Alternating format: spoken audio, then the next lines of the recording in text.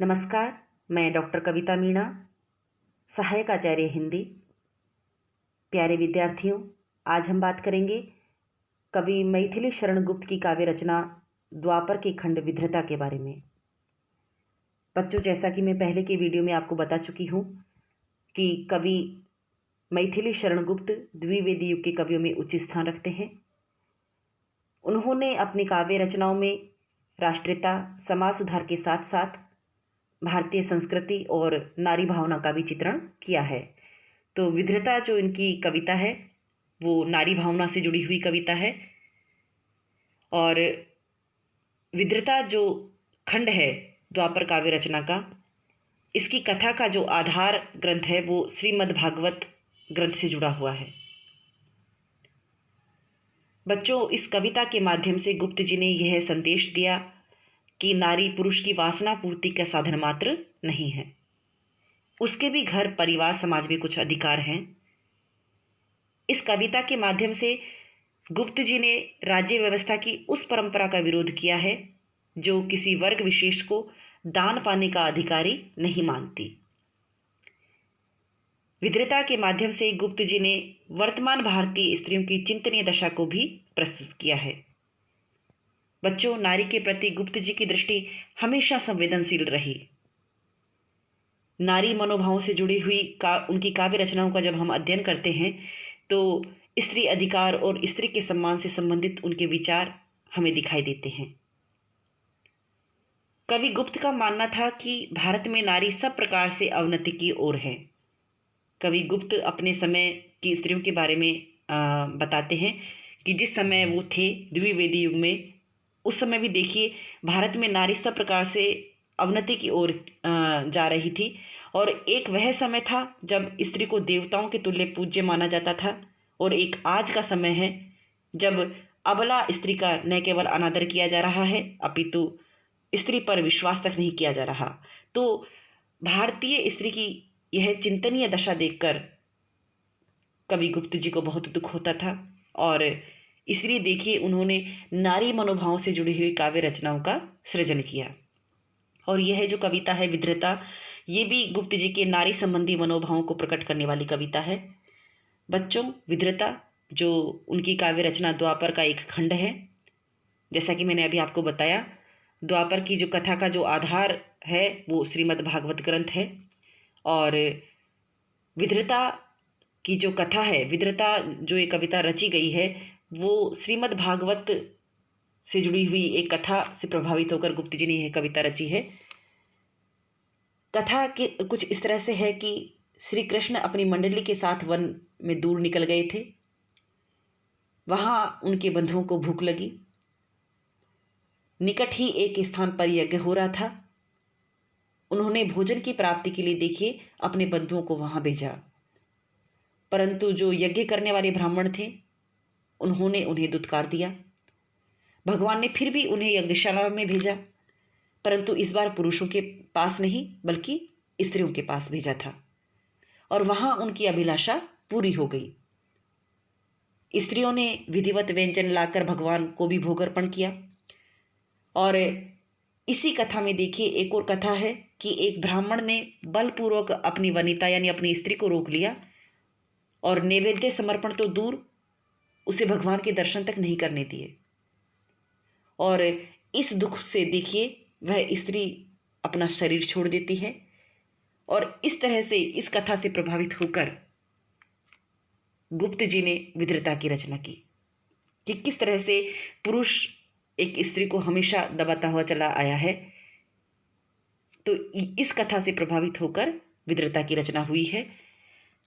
आज हम विधृता कविता का अध्ययन करेंगे बच्चों, इसका भावार्थ समझने की कोशिश करेंगे। अब मैं विधृता की जो काव्य पंक्तियां हैं वो आपके सामने दोहरा रही हूं और उनका अर्थ भी आपके सामने स्पष्ट करूंगी। राम राम हाँ ठहरो ठहरो, यह तुम क्या करते हो। राम राम हाँ ठहरो ठहरो, यह तुम क्या करते हो। अबला कहकर भी मुझको यूं बलपूर्वक धरते हो। यहाँ पर जो विधृता है, विधृता का अर्थ होता है बच्चों तिरस्कृत। तो अपने पति से जिस तरह से अपमानित वो स्त्री है, जिसको गुप्त जी ने विद्रता ही नाम दिया है, तो वह देखिए अपने पति से क्या कह रही है कि राम राम, हाँ ठहरो ठहरो, हे पति परमेश्वर तनिक रुकिए।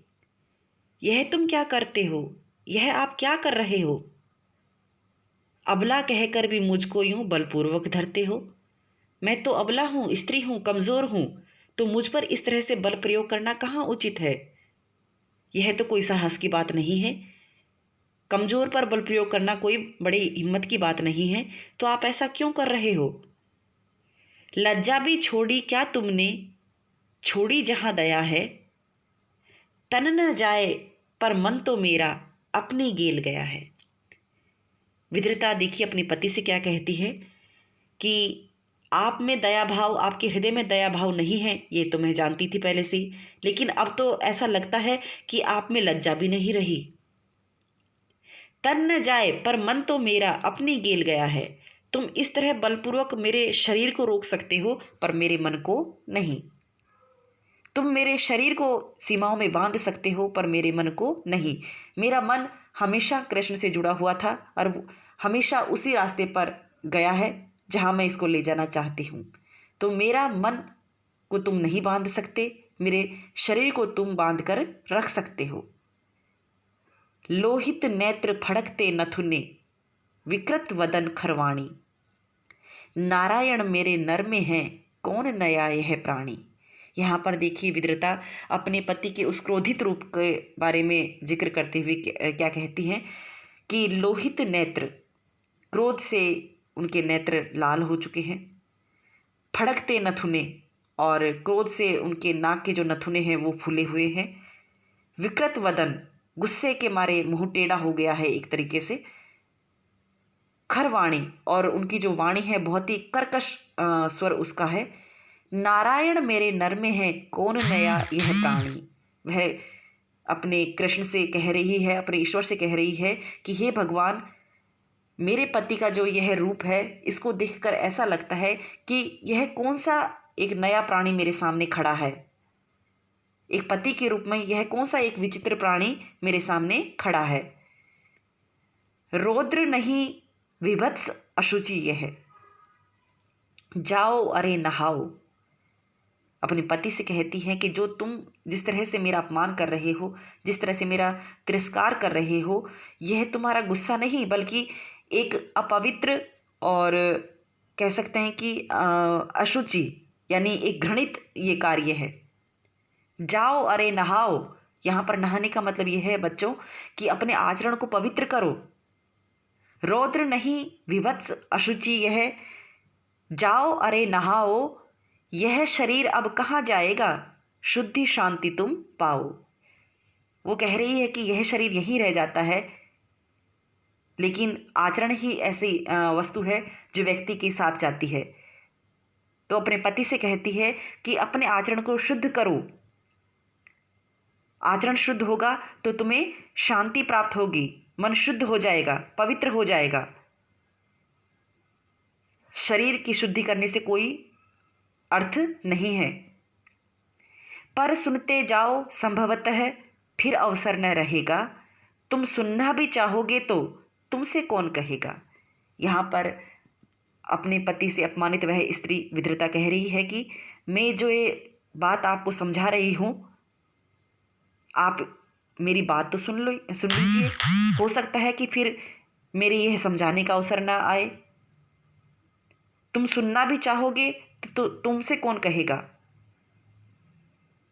हो सकता है कि यह जो बात मैं कह रही हूँ फिर कोई आपसे कहने वाला ना मिले, कोई इस तरह से समझाने वाला ना मिले, तो पहले मेरी बात तो सुन लीजिए। हो सकता है कि अब जो है मुझे मृत्यु आ जाए और फिर मैं आपसे किस तरह से आपको समझाऊंगी।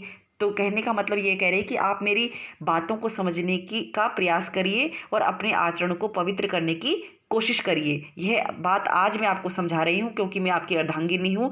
हो सकता है कि फिर यह अवसर दोबारा ना मिले। मैं मर चुकी किंतु मरते ही ठंडी नहीं पड़ी हूँ। मैं मर चुकी किंतु मरते ही ठंडी नहीं पड़ी हूँ। तुमसे दो बातें करने को क्षण भर यहाँ खड़ी हूँ। वह अपने पति से कहती है कि तुम्हारे इस तरह अपमान करने से, मुझे कृष्ण को के पास नहीं जाने दिया, मुझे दान नहीं करने दिया, तो तुम्हारे इस तरह के अपमानजनक व्यवहार से मैं वैसे तो मर चुकी हूँ, तुमने मेरी भावनाओं का दमन कर दिया है, लेकिन फिर भी मैं चुप नहीं रहूंगी, ठंडी नहीं पड़ी हूं। तुमसे दो बातें करने को क्षण भर यहां खड़ी हूं। थोड़ी बातें ही सही, तुम्हें मैं समझा रही हूं, क्षण भर यहां खड़ी हूं, क्योंकि मुझे ऐसा लगता है कि अब कुछ ही पलों में मेरी मृत्यु हो जाएगी, इसलिए मैं दो बातें आपको समझाने के लिए यहां पर खड़ी हूं। आपके अपमानजनित व्यवहार से मेरी मृत्यु तो पहले ही हो चुकी है। हम तुम पति पत्नी थे दोनों, दीक्षित इस अध्वर में, पर मेरा पत्नीत्व मिटाया किसने यह पल भर में। विद्रता अपने पति से कह रही है बच्चों कि हम तुम पति पत्नी थे दोनों, आप और मैं पति पत्नी के रूप में थे, और दीक्षित इस अध्वर में ज्ञान व्यवस्था के लिए जो ये प्रशिक्षित यज्ञ किया जा रहा था, इसमें हम दोनों ही सहभागी थे, पर मेरा पत्नीत्व मिटाया किसने है यह पल भर में। लेकिन आपने जिस तरह मेरे साथ यह अपमानजनक व्यवहार किया है, उससे तो ऐसा लगता है कि मुझे पत्नी होने का कोई भी अधिकार आपने नहीं दिया है। ऐसा लगता है कि मानो पल भर में ही आपने मेरे से यह अधिकार छीन लिया है। एक तरफ तो आप यज्ञ में मुझे अपने साथ बिठाते हो, लेकिन मुझे अपने मन से कुछ भी कार्य करने नहीं दे रहे हो, तो यह तो मेरा अधिकारों का हनन ही हुआ। तो पल भर में ही आपके इस व्यवहार ने मुझे इस बात का आभास दिला दिया कि आपने मेरे अधिकारों का हनन कर लिया है, मेरा पत्नी होने का जो अभिमान है वो मिटा दिया है। बच्चों, आज के इस वीडियो में हम इतना ही अध्ययन करेंगे।